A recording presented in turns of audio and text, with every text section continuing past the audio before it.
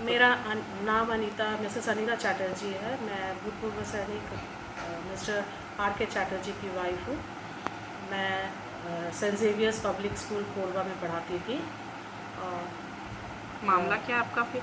मेरा मामला है, मेरे रेजिग्नेशन देने के बाद मेरे पास उनके तरफ से एक लीगल नोटिस आया जिसमें लिखा था कि मेरा अपॉइंटमेंट के समय जो चेक दिया था, वो हमेशा डिमांड करते हैं हर अपॉइंटमेंट होने के बाद कि हम ब्लैंक चेक दें जो कि साइन किया हुआ रहता है। वो साइन किया हुआ चेक को वो डिपॉजिट अपने पास रख लेते हैं। और उन्होंने लीगल नोटिस में मुझे ये बताया कि मेरे ऊपर 400 BC का आरोप लगा है, क्योंकि मैं झूठा आरोप लगाया गया जो कि 22 तारीख को मैं स्कूल पहुंचकर उनको मैंने चेक में वर्ड में और अल्फ़ाबेट में लिख के दिया, नंबर में और वर्ड में लिख के दिया अमाउंट, जो 3 महीने का अमाउंट था 81,786 रुपीज़ समथिंग लाइक दैट। मैंने उनको मेंशन किया और मैंने उनको चेक लिख के दिया जो कि बैंक में डिपॉजिट करने के बाद बाउंस हो गया, जो कि ये बिल्कुल भी झूठ है। और मैं रेजिग्नेशन देने के बाद में मैं बिल्कुल भी स्कूल नहीं गई थी, क्योंकि मेरी फ़िज़िकल जो कंडीशन है बहुत ख़राब है। और मेरा जो पैर का कंडीशन है, मेरा जो नी का प्रॉब्लम है, वो बहुत पहले से ही है, जो स्कूल को और मैनेजमेंट को पता था, जिसके वजह से मैं काफ़ी सफ़र भी कर रही थी। और कुछ समय जिस दिन मैंने रेजिग्नेशन दिया था उसके पहले मुझे बहुत प्रॉब्लम हुआ था, मैं बेड से उठ भी नहीं पा रही थी, जिसके वजह से मैंने उनको रेजिग्नेशन दे दिया। लेकिन उन्होंने उसको कंसिडर नहीं करते हुए मुझे इस तरीके का लीगल पेपर भेजा जिसमें झूठे आरोप लिखे हुए थे, और मुझ पे ये आरोप लगाया गया कि इस तरीके का चेक बाउंस हुआ। और साथ में ये भी बोला गया कि उनके तरफ से मेरे घर में लोगों को भेजा गया जहां मेरा घर का दरवाज़ा पे ताला लगा था, जो बिल्कुल भी झूठा है। तो इस तरीके के आरोप को देखते हुए और केस जिस तरीके से हमारे ऊपर उन्होंने फाइल किया, देखते हुए फिर हमने उस पर एक्शन लिया। और हमने भी फिर लीगल प्रोसेसिंग के साइड हमने भी अपने काम को स्टार्ट किया। मैडम, कितने टीचरों का ब्लैंक चेक दिया गया है स्कूल देखिए, प्रबंधन? जब भी कोई भी टीचर का अपॉइंटमेंट होता है उनसे ब्लैंक चेक लिया जाता है। वो विद इन 1 ईयर उनको ब्लैंक चेक जमा करना पड़ता है।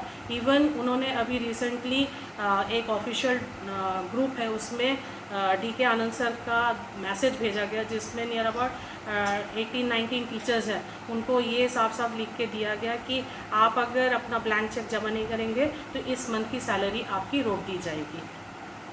मैडम, कितने मतलब स्कूल प्रबंधन के द्वारा इस तरह का चेक वाला जो आप लोग का बाउंस वाला चल रहा है मामला, तो ये पेपर पहले जब आप लोग ज्वाइन किए होंगे स्कूल, तो आपको कोई पेपर मिला था जिसमें आपके ये नियम लिखा हुआ था? नहीं, हमारे अपॉइंटमेंट लेटर में इस तरीके का चेक के बारे में कुछ भी नहीं लिखा गया था।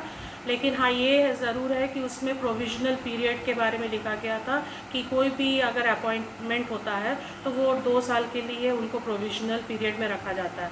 और मैं प्रोविजनल पीरियड में थी। प्रोविजनल पीरियड में रहने के दौरान हमको 1 मंथ नोटिस देना पड़ता है, और साथ में अगर हम नहीं अगर कंटिन्यू करते हैं तो हमारा सैलरी डिडक्शन हो जाता है। और अगर हम परमानेंट होते हैं तो हम 3 मंथ्स का जो पेमेंट होता है वो विथहेल्ड कर देते हैं, और वो चेक के थ्रू वो बैंक से निकाल लेते हैं। धन्यवाद मैडम नमस्ते। नमस्ते। मैडम क्या नाम है मैडम आपका? मेरा मनीषा शर्मा। जी, मैं JB न्यूज़ कोरबा से बोल रहा था। हाँ जी, उस समय क्या कोरोना चल रहा था, ऑनलाइन क्लासेस होती थी, जी। तो बच्चों को हम शुल्क मुक्ति के लिए आवेदन पत्र लिखा रहे थे। अच्छा। तो क्योंकि वो तो कोर्स में है, जी। तो इन्होंने मेरे ऊपर आरोप ये लगाया कि आप बच्चों पेरेंट्स को भड़का रही हैं, बच्चों को भड़का रही हैं। कौन लगाया मैडम आपके ऊपर आरोप? आप प्रिंसिपल और नाम? आनंद सर, तो कौन सा school madam? Saint Xavier school. अच्छा, आप वहाँ पढ़ाती थी? हाँ, फिर ये लोग मुझे चलती क्लास से हटा दिए जी। और फिर दूसरे को भेजे। जी। फिर इन्होंने मुझे सस्पेंड कर दिया। जी। पेरेंट्स को भड़का, जबकि बच्चों ने पूछा कि मैडम क्या कोई भी शुल्क मुक्ति के लिए आवेदन दे सकता है, तो हम बोले नहीं बेटा, ऐसा नहीं है, उसके जी। लिए आपके पास क्वालिटी होना चाहिए, आप पढ़ने में अच्छे होना चाहिए, आपका फैमिली बैकग्राउंड ऐसा होना चाहिए कि आप बहुत गरीब हो। अच्छा। तो ये तो सीबीएसई के कोर्स में है। जी। तो फिर इन्होंने सस्पेंड कर दिया। फिर अच्छा। उसके बाद 2-4 दिन बाद फिर मुझे कोरोना हो गया। जी। तो 8 दिन तक हम हॉस्पिटल में एडमिट रहे। जी। फिर उसके बाद चले गए अपने यहाँ, मतलब नेटिव प्लेस में, जी।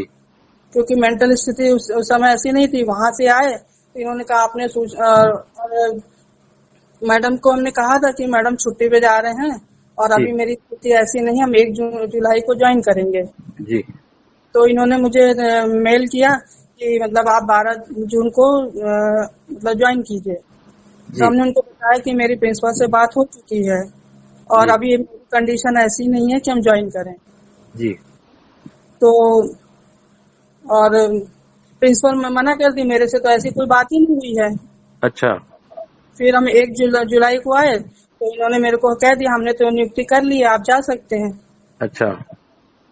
फिर तो मैडम ये जो आप जब पढ़ा रही थी, स्कूल ज्वाइन की, स्कूल जब ज्वाइन किया आप, तो आपके ज्वाइन करने में कोई आपको अपॉइंटमेंट लेटर मिला होगा, हाँ जी। तो उसमें कोई नियम ये लिखा हुआ है क्या, चेक आपको जमा करना है? नहीं, उस समय ऐसा कुछ चेक का नहीं था हम लोग का। अच्छा, नहीं था उतना टाइम। अच्छा। हम 2009 में ज्वाइन किए थे अच्छा। और 2000 मुझे ये कोरोना जब क्या 21 में शायद, तब इन्होंने मुझे हटाया। 10-12 साल हमने वहाँ सेवाएं दी अपनी। जी। और अब इनका जो भी अंदर से हो। जी।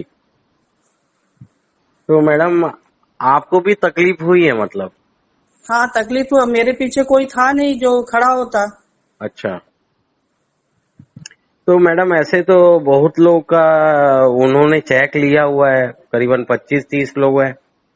हाँ, ये अभी 2-3 साल से ये नियम बना है कि ब्लैंक चेक इन्होंने लिया है। तो कि ये मुझे तो नियम नहीं है मैडम, ना हाँ, शासन को इसकी जानकारी है, ना जिला प्रशासन को इसकी जानकारी है। ये सोचिए कि उन्होंने मुझे उस समय निकाला जब मेरी मेंटली हालत, जो व्यक्ति कोरोना में 8 दिन हॉस्पिटल में एडमिट होके आएगा जी। तो एक तरह से नया जीवन पाया। जी। और उसके बाद फिर वो महीना 1.5 महीना तो वो मेंटली वो उस लायक है ही नहीं। जी। और आके आपने मुझे सीधा कह दिया कि नहीं आप जा सकती हैं, आनंद सर ने। अच्छा। तो यही मैनेजमेंट शुरू से चलता आ रहा है मैडम इन लोग का? सही है सर। चलिए ठीक है, धन्यवाद जेबी न्यूज में बात करने के लिए आपका। जी sir, okay, thank you sir. Sir.